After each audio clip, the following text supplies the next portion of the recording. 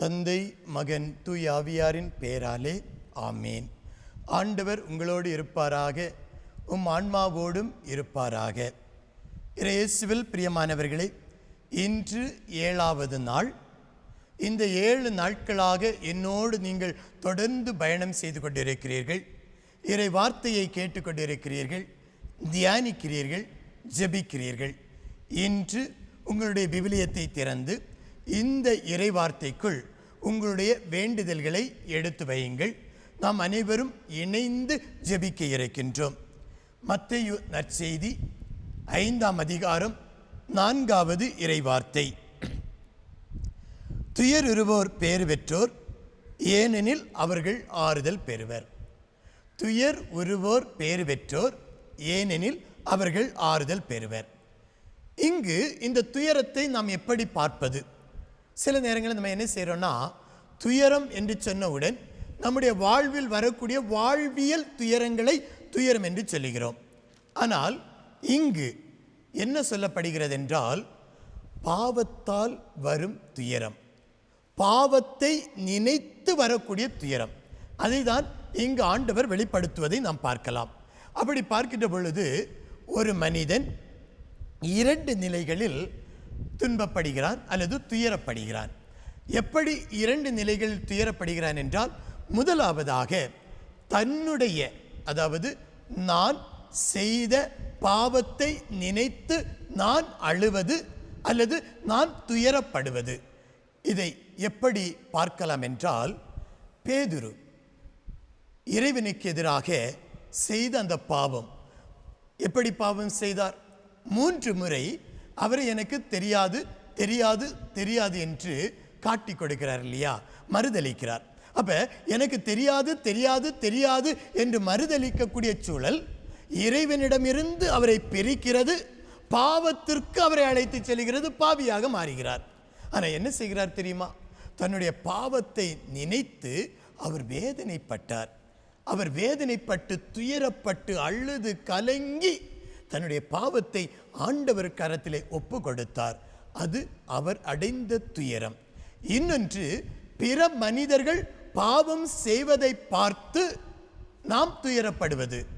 ஆண்டவர் இயேசு எருசலேம் நகருக்காக துயரப்பட்டு கதறினார்.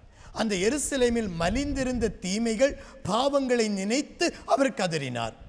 இன்று இந்த திரு இரத்த மாதத்தில் நாம் நம்முடைய பாவங்களுக்காக துயரப்பட வேண்டும்.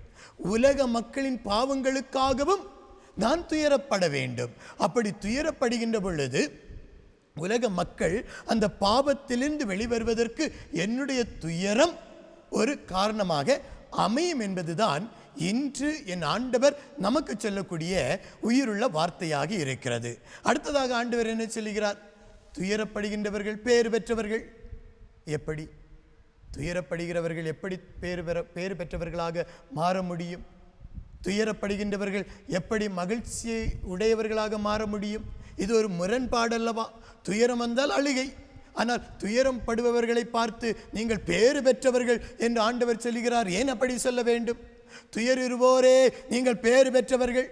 காரணம், என்னுடைய பாவத்தை நினைத்து நான் துயரப்படுகிறேன்.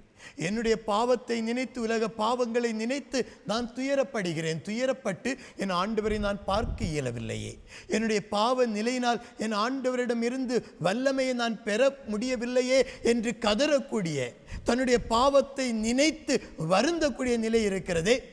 ஆகவேதான் ஆண்டவர் சொல்லுகிறார், அவர்கள் பேறு பெற்றவர்கள். அந்த பாவத்தை தங்களுடைய உள்ளத்தில் நிறுத்தி கடின உள்ளத்தோடு வாழ்வது அல்ல, அதை வெளிக்கொணர்வது உண்மையான நிலை. அப்படிப்பட்டவர்களுக்கு ஆண்டவர் என்ன செய்கிறார்? ஆறுதல் கொடுப்பார். தன்னுடைய பாவத்தை நினைத்து துயரப்பட்டு என்னை மன்னியும் ஆண்டவரே என்று சொல்லுகிறோம் பாருங்க, அவர்கள் பேர் பெற்றவர்கள். அவர்களுக்கு ஆறுதலையும் ஆண்டவர் கொடுக்கிறார். அப்படி பார்க்கின்ற பொழுது இன்று என்னுடைய பாவ நிலைகளுக்காக நாம் அழுவோம். நம்முடைய பாவங்கள் இறைவனை மனம் வருந்த செய்திருக்கிறது.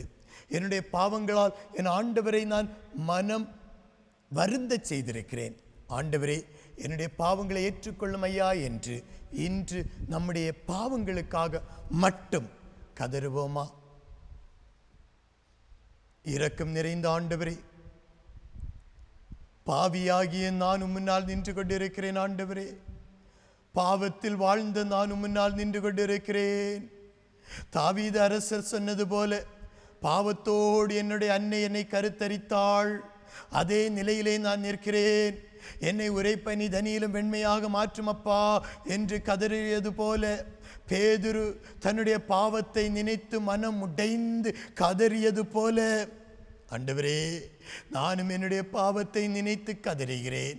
என்னுடைய உறவுகளுக்கு எதிராக, என்னுடைய குடும்பத்தாருக்கு எதிராக, நான் வாழக்கூடிய இடத்தில் இருக்கக்கூடிய மனிதர்களுக்கு எதிராக, என்னுடைய பங்கு சமூகத்துக்கு எதிராக, நான் வேலை செய்யக்கூடிய இடத்தில் இருக்கக்கூடிய மனிதர்களுக்கு எதிராக பாவம் செய்த ஒரு பாவி ஆண்டவரே, இன்றுமை தேடி வந்திருக்கிறேன். என்னுடைய பாவங்களை மன்னிக்க உம்மால் மட்டுமே இயலும். என்றுமை தேடி வந்திருக்கிறேன் ஆண்டவரே.